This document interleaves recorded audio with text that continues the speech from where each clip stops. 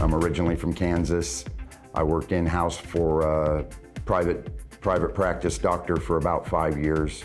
I've had my own lab previously from moving to California. I think I've probably worked, not counting my own, 5 different laboratories in my career. I started in 1975 in Wichita, Kansas, for a large commercial lab at that time there. I started working for Burbank 18 years ago on the 24th of June. One of my best strengths is communicating with doctors and helping them come to a successful result on their cases. And a lot of it is on large, full mouth cases. We've created a name for ourselves and as an aesthetic laboratory.